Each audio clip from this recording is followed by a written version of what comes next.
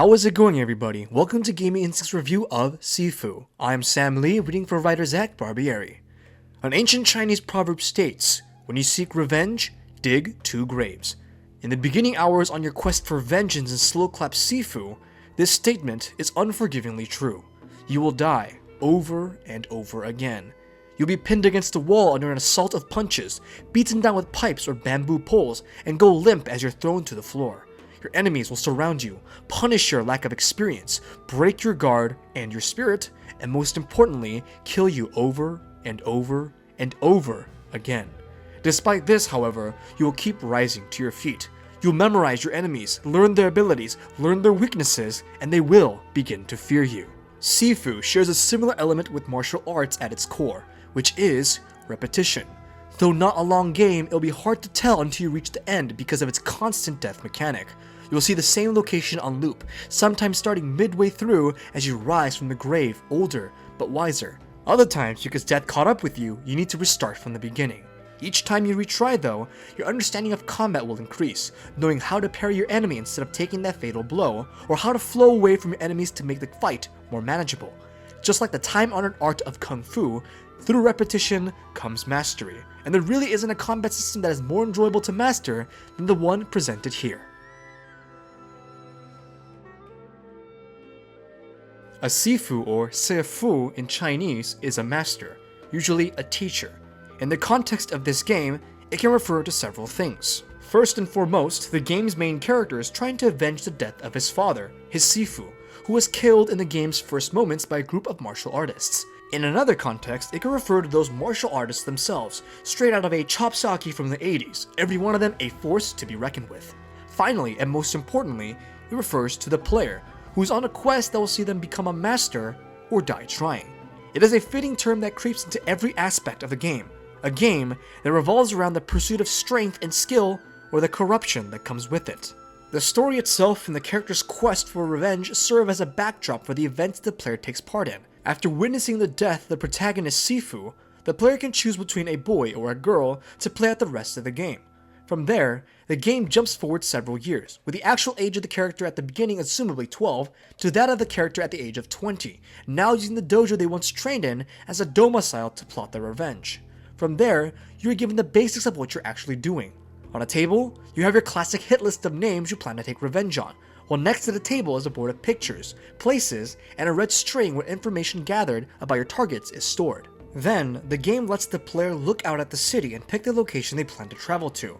Each member of the antagonistic gang has an area and a time of day in which the player attacks them.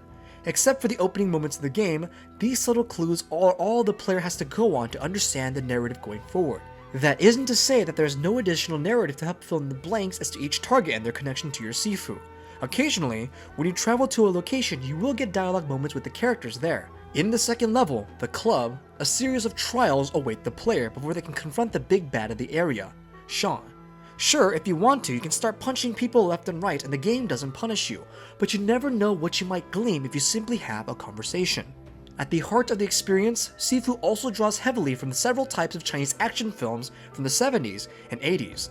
The most noticeable influence is its ode to the chop socky films, of which Jackie Chan was a prominent actor. The game uses fast-paced, multi-person fights as the core of their experience, with environmental navigation being paramount. While Jackie Chan was not the first to incorporate these concepts into cinema, films like Police Story helped popularize them in the West. The one-on-one boss fights should also feel familiar to fans of the film that brought the martial arts craze to the West, Bruce Lee's classic Enter the Dragon. In this element, we can also see concepts drawn from the Hong Kong blood opera of the 80s, such as Hard Boiled. While this genre was particularly known for the high-octane shootouts, many of its tropes were known to carry over to chop socky, and was not limited to gunplay either.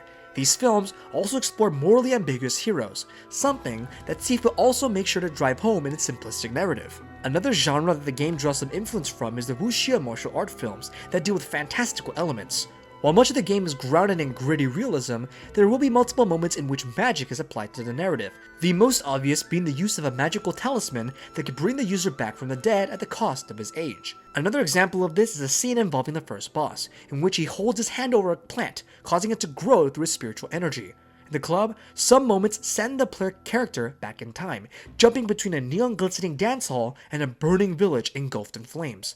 Boss fights themselves seem to harken back to films like Hero, Crouching Tiger, or Hidden Dragon, and their over-the-top presentation that teeters on both the beautiful and fantastical.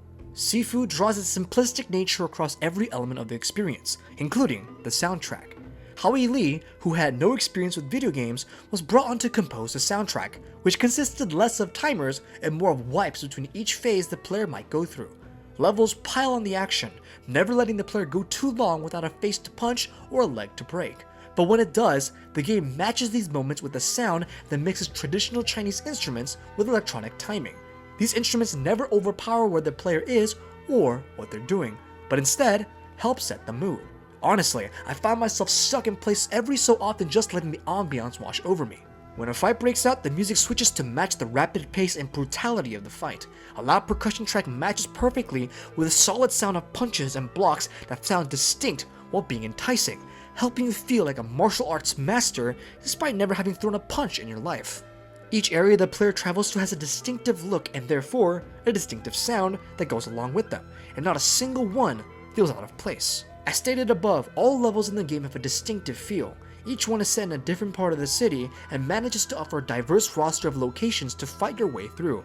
Not only that, these levels are multi-dimensional, allowing players to find items that they can use upon return to a previous location. Players can also get the ability to bypass certain areas, unlocking backtracking points that make later runs easier.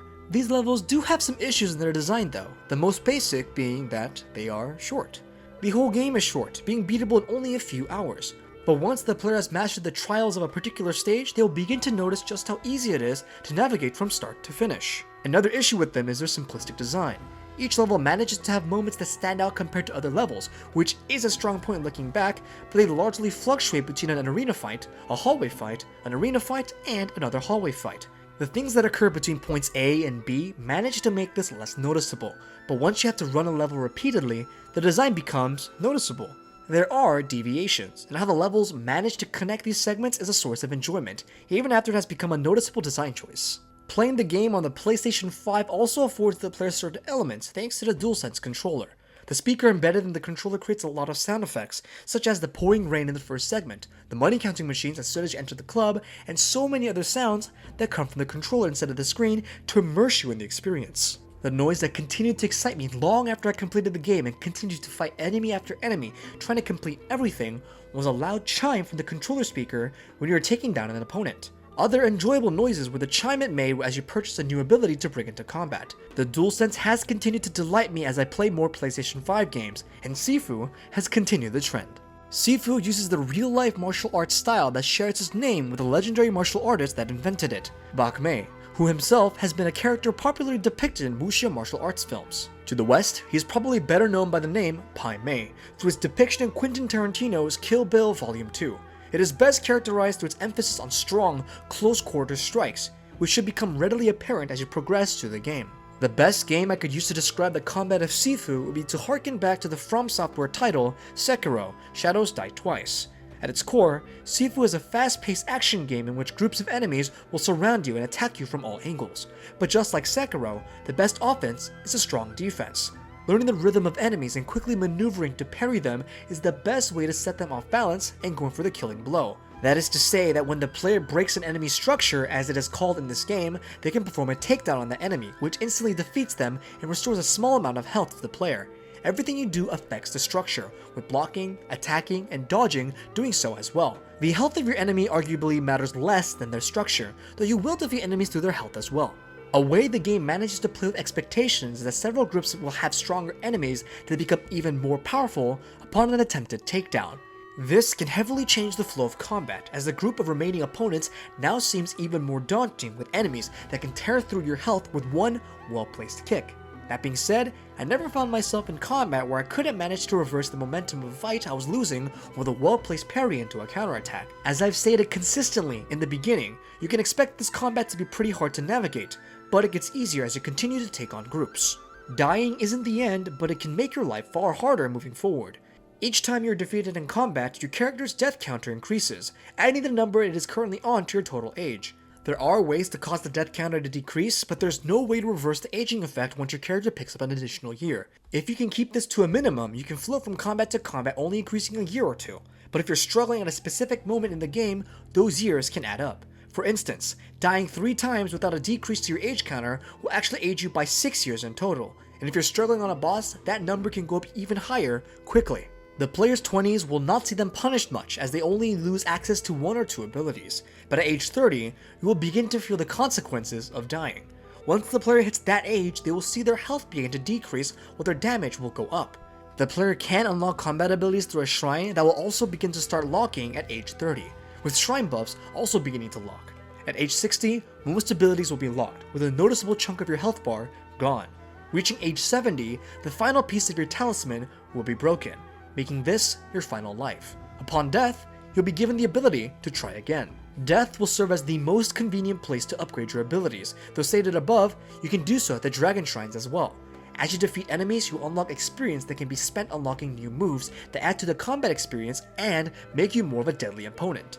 Players can choose to buy abilities for use during a single life, or invest even more experience into the ability so it carries over every life. It is more advantageous to focus on a single skill at a time, with your experience to the perma unlock never undoing, as again, you'll find yourself retrying levels multiple times as you work to piece together the game. Levels always revert to the youngest age that you reach them, keeping the stats from that run over another run. If you are currently doing a run, going to the next stage will keep your age and progress on that run, but exiting that run will again revert it to your best age. This means that even if you have made strong progress in the story, there is a high chance that you will still go back trying to whittle your age down to make the current level you are on more manageable. Getting to the next level after being tossed around by the boss on the level before can be a pain, especially if your death counter is over 5 and your age is over 50. You can still continue to the next level, learning everything you need to know while gaining experience for abilities before going back and trying to beat it with a lower age. As far as the actual structure of levels is concerned, the term roguelike has been tossed around, but I would argue that it is more Souls-like. Enemies always spawn in the same locations with everything playing out the same way in each run you do. That means that groups of enemies will remain the same, locations of powerful enemies will remain the same. The only thing that might change is which enemies will power up upon a takedown attempt. This design works to a degree because, again, the game is about mastery through repetition, and with the combat as amazing as it is, this remained a non-issue for me long into the endgame. That being said, it bears some noting that you can expect levels to operate the same way each time you fight your way through. To cap off each level, you have to put everything you have learned to the test with a 2-form boss fight. Bosses will be harder to break than normal enemies by a lot, forcing you to engage them cautiously to take advantage of their patterns, which is no easy feat considering how fast some of them will attack. A well-timed dodge can open the boss up for a quick flurry of attacks. A focus attack can give you a few rains of hits on them, or you can play defensively and attempt to drive up their structure gauge slowly. Most bosses, despite having patterns, have multiple ways you can react to them, making the fights that much more fun with every playthrough. Sifu does 2 things extremely well. The first of those is his callback to the old school era of kung fu movies I grew up on, with the second being delivering a brilliantly crafted and breakneck paced combat system that manages to be enjoyable long after other elements of the game wear thin. And even when those other elements wear thin, it is well into the late game trophy grind. Slowclap has taken what they have done in the past and pushed the envelope further. While it doesn't necessarily reach its fullest heights, it paints a bright picture moving forward. Sifu, like the act of revenge, is more than the sum of its parts and an experience that will stay with you even after the credits roll. Gaming Instincts gives Sifu a 9.0 out of 10. And this concludes Gaming Instincts' review of Sifu. To see more videos, content, and reviews like this in the future, make sure to subscribe. Thanks for watching. This has been Sam Lee, and until next time.